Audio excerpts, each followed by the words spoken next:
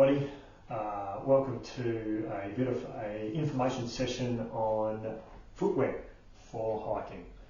I'm going to spend maybe 20 or 30 minutes and take you through a whole range of different shoes and cover all the different things and the aspects about footwear that you may want to know in terms of purchasing and choosing footwear for the trail, pros and cons of particular types of footwear, construction and maintenance, and a few other little a few little insights into some of the footwear that I particularly use out on the trail.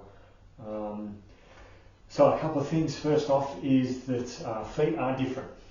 Everybody's got a different size foot, different shape, different way we walk, the proprioception, the amount of feedback that we get off the trail, what we use our shoes for, their versatility, all sorts of different things. So in terms of that, you need to select footwear that is right for you. So if you see somebody else that's got great footwear, or if I recommend a particular pair, you need to go. You can certainly try them on. If they suit, great. But what you're doing is you're going and looking for a pair of shoes with all of the features that you need that suit your particular type of foot. Whether you're wearing orthotics, for example, they will and won't fit in certain types of shoes and certain brands. So always making sure that we choose a shoe that's right for us. And that also helps prevent blisters, helps prevent other injuries, and also helps us to walk in a good manner that's not going to impact things like our knees and our hips. And everything else when we're spending lots of time in particular types of shoes. So the biggest question really is shoe versus boot. And what we're talking there is a boot like this. Cover this one in a little bit more detail in a moment. Lighter weight boots like this one versus trail shoes, which are like these. So a couple of pros and cons for the hiking boots. So a hiking boot, obviously you've got far more integrity in the shoe. It's more solidly constructed. So they're going to give you a little bit more protection. And what I mean by protection is if you're hiking rough terrain, Larapinta Trail, or doing some off-trail work where there's lots of branches and rocks and things that are poking into you, they're going to give you more protection around your foot. In other words, if you accidentally kick or stumble on something, there's a lot more material in the build. There's a lot more rigidity in the sole, so you're going to get less things sort of poking you in the bottom of the foot, and a lot less flexibility as well. So you're going to be more stable in the shoe. And they're going to last a lot longer. They're more solidly constructed. They're going to wear out less often. Couple of negatives is that they weigh a lot, particularly with the type of leather boot. This particular shoe here is a Scarpa. It weighs around about 1 kilogram for this particular shoe. So that is a lot to have on your foot when you're doing 30,000-40,000 steps for the day. This one here, midsoles, it's probably going to weigh maybe around the 400 mark, I think, for this 400 grams. Going right down towards, your sort of 300 grams and 200 grams for a pair of really light trail shoes. So you've got that sort of that trade-off of having a shoe that lasts a lot longer versus something that is going to weigh a lot less on the trail. A few other negatives, particularly with the bigger boots, is they're going to take a long time to wear in. This particular pair is old. We're probably looking plus 10 years for this particular boot, and it is barely showing a crease in the material. It's a full leather boot. It's going to take a long time to wear in, and it's not going to be as supple. What I mean by that is that the shoe, if it doesn't fit to start with, it's never going to mould really well to your foot. So if you do have issues, if you are prone to bunions and blisters and those sort of things, A heavy leather boot is not going to work itself around that particular type of foot shape. Whereas a really soft material, even down to a mesh, is not going to worry you if you've got, feet that have got some irregularities in terms of their shape and size. A couple other things which probably used to be a big deal, not so much nowadays, is the waterproofing. This boot is a heavy waterproof, which means I can stand in a puddle, that's this deep, and they are going to retain their waterproofness for a long time. Look, ultimately every shoe has a big hole in the top of it, so if you're getting into deeper water, it's probably not really going to matter. Having said that, a lot of shoes nowadays incorporate Gore-Tex material into the construction of the upper of the shoe. So not so much these, which have got mesh tops to them, but this particular brand here is a Gore-Tex. So this material here is a waterproof material. So although it is lower in height than the boot, the material itself is still going to be waterproof. Maybe not quite so much as the leather, but you're still going to be able to walk in wet, muddy conditions, wet grass, those sorts of things, and it's going to retain its waterproofness. So certainly a newer feature of shoes nowadays. Alright, so on the flip side, we've got trail shoes. So a trail shoe, these sorts of things, much lighter construction, so which means they're far more flexible on your foot. They're going to wear in really easily. You're going to have less issues with, with feet shape, feet size.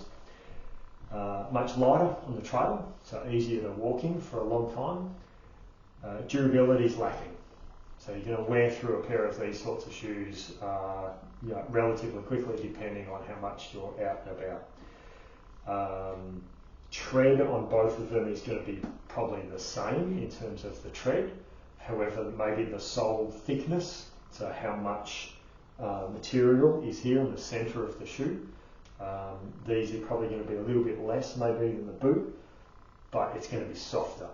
So what that means is when you're walking on hard terrain, the shoe is going to flex that little bit more.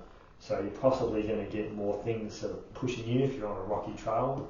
You're going to get a little bit more rock pushing into the sole of the shoe, but in general it's going to feel comfier than a boot. The other thing too, just in terms of a trail shoe, is they're generally more versatile. So I can wear these sorts of lighter weight shoes on a significant number of tracks and trails, across Australia. I can wear them in some muddy conditions. I can wear them in some light rain. I can wear them on a beautiful sunny day. I can do some beach hiking in them, and they're going to be, quite a suitable shoe for a huge range of environments. My bigger boots, I'm probably going to leave those for the snow trips. Maybe some really extended hiking in very rugged terrain, where I've just got that one shoe and I need to make sure that it's going to hold together for that length of time. Probably not going to go and do any beach walking in my big boots. It's too heavy, it's too hard to manoeuvre through that type of terrain. I'd much rather wear a pair of lightweight shoes. And what you've got now is you've got the in-between. So more and more brands are creating what are called a mid-level boot or a midi. That is like this. This particular one is a Solomon X Ultra, and it is a mid-height shoe. So you can see the back of the shoe here is starting to cut down around a little bit. So it does provide a little bit of integrity, a little bit of protection around that ankle joint. So again, if you're banging your ankle up against something, you're banging up against a rock, you've got that bit of protection here. Places like cathedrals, for example, cathedral ranges, you're going to get a little bit more protection here. And certainly moving from the leather to the material boot, you're not going to have too much weight on this particular shoe as well. So for not quite a full-size boot, it's quite a light shoe, and a good choice, that one. Alright, so we're going to move on, a few other different things. Types of footwear for different conditions. As I mentioned, certainly the shoes here are going to provide more versatility, more flexibility. Couple of things to consider is your mid-level shoe, particularly if it's got a mesh top to it, which a lot do. So these are a mesh top shoe. They're going to get wet, very quickly. So again, as soon as you hit that sort of, those winter walks, as soon as you've got some mud, some puddles, any type of mesh upper is going to get wet pretty quick, wet into your socks. That's going to cause some slippage within the shoe. People are potentially prone to more blisters when the feet get wet like that. The reverse side of that is sometimes some of the Gore-Tex shoes during summer can get quite hot. So because the material doesn't breathe as much, your feet get hot, they can start to sweat a lot, they can swell a little bit, and again those sorts of issues can cause some problems and some issues on the trail, particularly in regards to blisters. So in that particular instance, you want to look at some good socks to complement the shoe and the type of training, the type of day that you're at. If it's a hot day, making sure you've got not a thick sock, but a sock that's going to absorb some of that moisture within the shoe during the day on the trail. Obviously rocky, uneven terrain, shoe that's got some good grip. We'll talk about grip in a minute. That's great. It's going to be useful when you've got these types of lighter shoes. The grip on the bigger shoes is similar. You'll explain some of that in a minute. Moving on, what else have we got here? Some of the brands to choose from. A lot of these here are Solomon shoes, which is what I wear. I'll give you some recommendations in terms of purchasing in a minute, but you can look at pretty much any brand. Like I said, the brand doesn't matter as long as that shoe fits your foot. So Solomon, Scarpas, Merrells, Le Sportivas, Hoka's, Keen, whole bunch of different shoes that are going to have different styles as well. So some of them are known for things like width. Some have a higher backing on them. So a deeper heel. Deeper heel is useful if you need to wear orthotics. So some shoes aren't going to suit having a set of orthotics in them as well.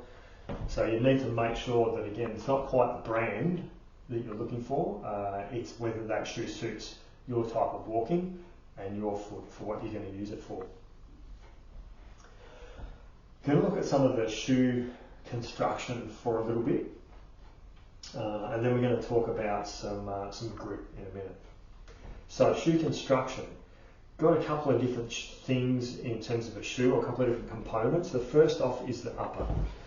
So the upper here, we've generally got probably 3, maybe 4 different types of upper. You've got full leather, like the big boot. It is just straight leathering. You get different thicknesses of leather, so often measured in millimetres. So you've got like a 1 mil or a 2 mil or a 3 mil leather, and that will depend on obviously the type of shoe, its purpose. It's also going to matter as to how much that shoe again will move and flex. This particular shoe I think was a 3 mil leather, so it's quite a thick, heavy boot for that particular brand of Scarpas. Your other material is what you're looking at is sort of the synthetic materials. So this type of boot, great, just a normal synthetic on top. This particular one here is waterproof in that material. Certainly the Gore-Tex, so another Gore-Tex material, is waterproof, much lighter weight material, relatively hard wearing. So obviously not as much as the leather. The leathers you can walk through the forest all day long, you're not even going to notice a scuff or a scratch on that boot. The material, probably the same here, so the synthetic, you're not going to notice much wear and tear on the outsides of these particular shoes, and some of the Gore-Tex the same. you're not going to notice a lot of wear and tear in the upper of the shoes. Once you start to transition from sort of the Gore-Tex to the more lighter weight synthetics, so mesh in particular, you're going to start to notice more wear and tear in the mesh, and they're going to be more susceptible to walking through the forest. So, sticks poking through them, cuts, abrasion points, all those sorts of things are going to be more apparent when you shift to a mesh upper. These ones here are starting to come apart in the corner. A bit hard to see, but there is a hole that I can poke my finger right into because they are starting to wear out. As an example, this particular pair over here is got a Gore-Tex upper. Now the tread is completely gone here, that's smooth, but the upper is still in good condition. So there's no holes in this, and the shoe has actually weathered quite well compared to the sole. In terms of the, with our mesh too, obviously runners, that's the main material used on a normal runner. So these are just a pair of road runners. And the mesh here is not really designed for being outside, and it's not designed to be a highly durable material. In the middle of the shoe, so what we're talking about here is the sole of the shoe. So not the tread, not the bottom, but all these bits in the middle here. You've often got two types. You've got an EVA foam or a PU foam. Really all you're looking at, again, it's based on the shoe itself. So more the runner type of shoes and the lightweight shoes are going to have a softer, more pliable foam in the middle, which is going to feel nice when you're standing around in the shoe. They're going to feel nice, they're going to feel nice and soft on your foot, and they're going to feel nice and flexible on the trail. One of the downsides to that is you'll get rocks and tree branches and all those sorts of things poking into the bottom of the shoe. So if you've done a really long day, on something like Larapinta Trail, which is a really rocky type of terrain, the bottoms of your feet might feel a little bit tender because they've been pummeled a fair bit through the softer foam. Generally, as you start to get towards the heavier boot, the design here and the integrity of this foam is going to get a little bit harder. So again, less give, less flex in the boot. So you've got to make sure again that it suits your type of foot and your type of walking, but you're going to get less impact through the tread, through the bottom of the boot. What you are ideally looking for, in my view, is something in between. So this is still a lightweight shoe, and it's got a little bit of flex, a little bit of torsion in it, but it's still got a pretty decent tread on the bottom. So you are going to get essentially the best of both worlds here. It's not as light as a runner, which has got a lot of movement in the shoe, really soft. I can poke my fingers into the rubber here. It's not like this, and it's not as heavy as the big boot. Instead, you're just going to find that that good composition, that good middle ground for this type of shoe. All right, we're going to move down to the bottom. So two things we're going to talk about. One is grip itself, and two is the material. So the materials vary. You get same deal. You get a very hard wearing rubber on the bottom of the shoe. So things like a Vibram material is often considered like an industry standard. You'll hear that mentioned a lot, or you'll even see this one's actually got a little yellow insignia on the bottom which says Vibram written on it. It's the type of rubber that is used on the bottom of the shoe, through to contra grips and all sorts of other different types of rubber that is built in to the bottom of the shoe. So some of them are going to be a harder wearing compound, and some are going to be softer. So the pros and cons here, obviously a harder wearing compound is going to last a lot longer. So when you're talking about the sort of the heavier boots, the material on the bottom is going to last a lot longer. The flip side is it's going to be generally less grippy than a softer material. A soft rubber is going to grip really well on, dry rock, trails, into the dirt, those sorts of things. The softer rubber is going to really grab into that material and have excellent grip.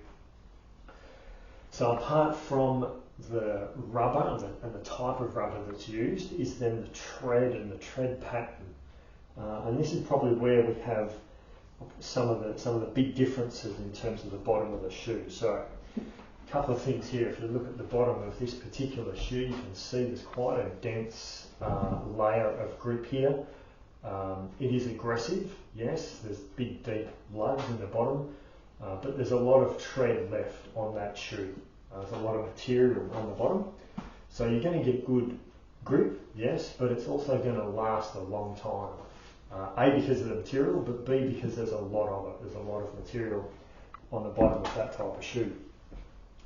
When we move down, you can see this one here. Again, it's got a slightly different pattern on the bottom. Not such a big deal. We're starting to get a little bit more spacings between the lugs. So although this is still a hard material, the more spacing means that we've actually got less surface area here. And the less surface area means that these little lugs are going to wear down that little bit quicker because we're using a lot more pressure on each part of the shoe. These are the same. So this is the same shoe, just the female version. So you can see here there's a little bit more spacing between all of these lugs. When we start to get down to these ones, these are gone. You can see they're quite smooth here. I'll show you some more examples of that in a minute. But it would have had a pattern down the middle where these spacings are becoming a little bit more on this particular type of shoe. Right the way down to more of our trail runners. And so you can see these different shoes here. So two things. One is we've gone back to that softer material. So it's a very grippy material. But secondly is we've got enormous spacings now between the lugs. So there's a lot of gap here, all the way through the middle of the shoe, right up to the heel. And each of these lugs now is going to be wearing out very quickly. So as an example, this shoe and this shoe, brand new, still got the tag on it, worn out. It's the same one. And let's have a look at the bottom of them. So again, the uppers are fared pretty well on this particular shoe. There's no particular damage to it. And even the heel is good. There's a little bit worn out on the heel of this particular shoe. When I look at the bottom, there we go. You can see this one here has got significant wear on it. All of these lugs are completely gone. And you're left with nothing. So once these lugs go, there's no traction on the shoe whatsoever. So really they're good for walking around the street for a little bit until the uppers start to wear out, but you're certainly not going to hit the trail with this particular pair. I was just in the Dandenongs last weekend in wet weather and they were becoming very slippery actually. So they're going to hit the recycle section now.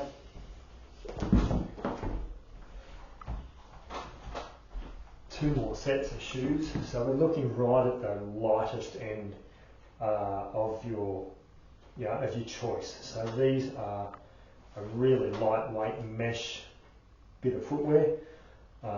These are Sokovi, and again super aggressive tread. So both of these shoes, these are both runners, and the difference being, so the uppers, very similar, mesh based. They are a runner, not a trail walking shoe. Difference being is the tread. So you can see the white pair here are a road runner. So they've got a tread and a pattern and a sole that is designed for hard surface, and that's it. Whereas I look at these, these are the opposite. These are not good to run on the trail. They're going to wear out super quickly. But as soon as I go out into the forest and I'm on some dirt, these are a great shoe with an excellent amount of tread to them.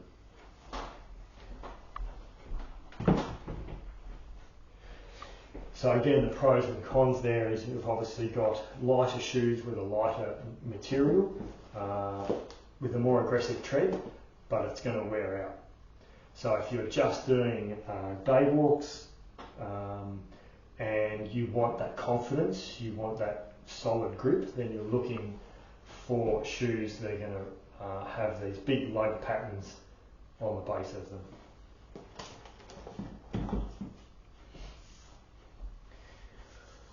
Alright, so we've covered grip, we've covered the different types, different weights of the shoes. We're going to look a little bit just on lacing. So it's a minor feature, but find that laces are often coming undone, or people are walking around with loose laces, and that's not much good, because obviously there's not much point buying a shoe that fits you, and then you haven't got it laced up properly. The uppers are all open here and your foot's moving around a lot in the shoe. So here we've got round laces. So most of the bigger boots and any of the mids are always going to have a round lace, particularly when there's clips involved, and the clip is required for you to hook around the lace and clip in and do that top portion. You're going to find that you've got round laces. There are a couple of different methods to tying shoes that allow you to lace that upper nice and tight that won't slide undone. So a lot of round laces coming undone. And what happens is people start off, they tie their shoe, they've walked for an hour, and then I look down at their feet and the tongue is sitting out here, and the sides of the shoe look like this, and the whole top of the boot is quite open. It's not much good buying a boot if you're not going to tighten the top of that shoe and keep it nice and firm. So what the things we want to do, one way in particular, is a good little tip, is just to double our first knot. So we've got this, we normally go one, and then we'll go around our little clips. What we're going to do instead is just go 1, 2, cinch that down nice and firm across the ankle, then go around our little clips and do the same 1, 2 before we do the rest of our knots. So doing nice solid knots. Again, I find the round laces, they do tend to unwind and undo a little bit. So every time you stop, glance down, make sure that those laces aren't peeling apart. We want to ensure that they're, that they're maintaining that tightness around the top of the shoe. Flat laces, you're generally finding on the runners, and the lighter based shoes, you don't have to feed anything extra. They probably won't last as long, the material and the way the material is constructed. The round lace is going to last a long time. The flat lace sometimes tends to wear, maybe even break, to lighter material. However, it does tend to grab, so 2 flat strands of material are going to grab better than 2 round strands, and so they're going to hold together a lot better once you've tied that initial knot. And then we look at a lot more shoes, particularly the Solomons, coming in with a quick lace. So this quick lace here on these new ones has got a little tab on it, and you simply pull the lacing system.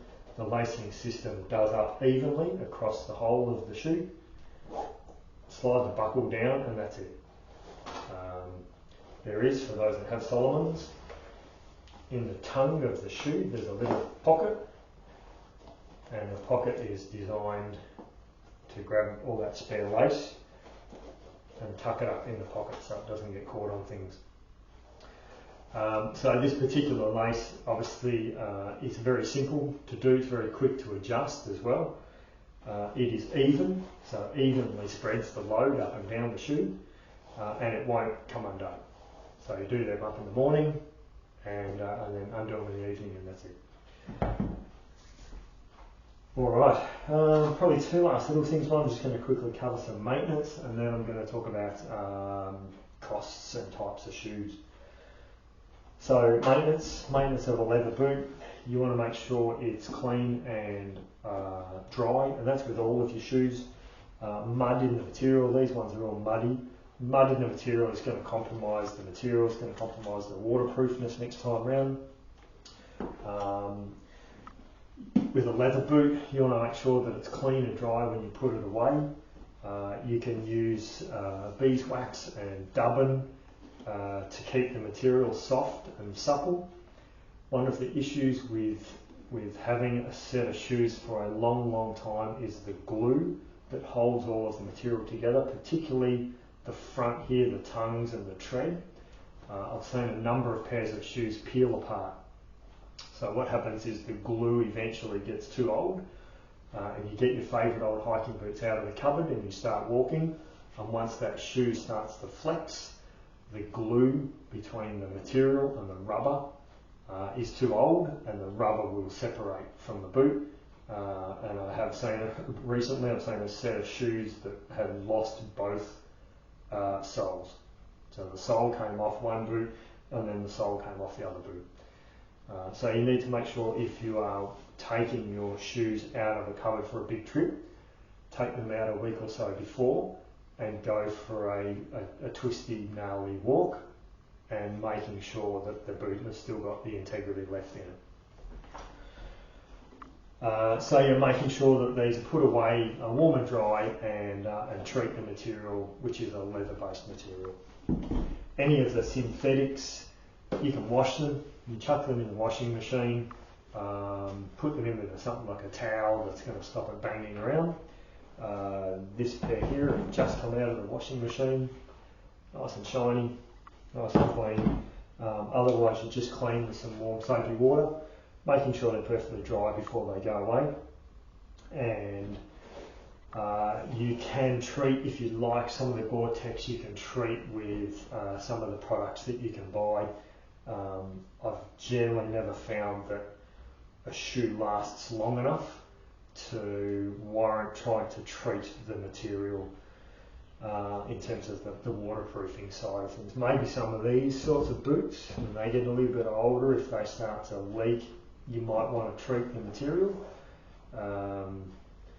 But again, I'm not necessarily worried about those sorts of things, and certainly with the mesh and that sort of stuff, there's not much treatment you can do. Once the mesh wears out, that's it, it's gone. But obviously the nicer you treat the shoe, hopefully the longer it's going to last, particularly with the uppers. Just in terms of that wear and tear, obviously if the tread's gone, that's it. I wouldn't necessarily be walking around with these, because they've got no grip left, and you're going to have to be a pretty confident walker, or confident in where you're going, to not worry about the tread that's left on the type of shoe. With these ones here, like I said, they've got some holes in them. So the integrity of the shoe is going a little bit. Obviously, the upper is is getting worn out. The shoe itself, it's still holding together. That's fine. Although this one has had some of the tread chunk. And what that means is the tread has actually come off in big chunks, like this. And that then is an issue. Here's another bit that's peeling off. That's an issue because obviously if you continue to walk in a shoe like that, two things. One is potential for a trip hazard here, if that gets caught on something. The other thing is that the shoe is essentially disintegrating, and you want to make sure that the shoe lasts the distance. Alright, so lastly is buying shoes. So these shoes will vary from anywhere around this, probably $300, $400, $500 for a really high-end leather alpine boot. through to you're probably, you know, $100, $120, $130 for a cheaper, lightweight, you know, trail runner. Again, it's fit for purpose. If you're out a lot, you want to buy a shoe that is going to hold up to your intended use. So again, not so much the price, but I would suggest anywhere around maybe the $100 to $200 mark is where you're going to find most of these types of footwear. The boots, maybe a little bit more, you might be towards that $250 mark with some of the boots. My personal advice is that I probably wouldn't be going above that type of price range for any footwear. There is certainly enough choice in that sort of $100 to $250 range. That's where most shoes sit, and you're going to have a huge choice, a huge amount of variety of both types of shoe and brands within that. In terms of where to buy, once again, anywhere at all. You know, places, the bigger stores, you know, your warehouse stores, your Macpac, you know, your Anacondas, that sort of stuff, have a lot of different shoes to choose from. When you get through to maybe your Paddy Pallins, your Bogon equipment, they're going to have probably some more specialist shoes, maybe some more of the boots in that type of shop. This particular shoe is as my recommended. So when you go and look for a shoe, I recommend you go and find something like this. This is it's super worn out now, but it is the Salomon XA Pro. There is a ladies version here, this particular one, brand new out of the box. This is a Salomon X Ultra. And the reason I suggest this particular type of shoe, either of these, is you are looking at a good solid mid-range shoe. And what I mean by that is this particular set is the Gore-Tex, this is the mesh, and you've often got a choice with this particular shoe. It often comes in both mesh and Gore-Tex, but it has got a good upper, it has got a solid shoe construction to it, so it's not a trail runner, but I'd say a trail walking shoe. And it has got a good set of grip on it here, good set of lugs with a nice pattern and a nice amount of tread, and suitably hard wearing in terms of the shoe. Price, again, it's good. This particular pair just recently on sale, I think they were just below $200, and weight wise, fine. They're not a heavy shoe. So sometimes you'll go, oh, that looks great, it's a good shoe, and you'll pick it up and you'll go, oh, there's actually got a bit of weight in that. Remembering that every step you take, you have to carry that weight all the time. So have a look at this type of shoe. You can try it on. If it fits you, great. Otherwise, what you're doing is all the other shoes that you go and look at, you've got a price point and a shoe design that you can come back to and compare to. So have a look at those. Like I said, Salomon XA Pro is normally the shoe that I tell people to go and look at. Have a check out of that shoe and then compare the other things to that particular one. So, all right, there we go. So that's around about 30 minutes of all sorts of information about shoes.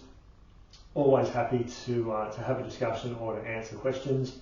If you've got any feedback or you want to find out anything more about any type of footwear, contact us at hello@takeshapeadventures.com.au, and I look forward to seeing you and your shoes out in the trail soon. Thanks.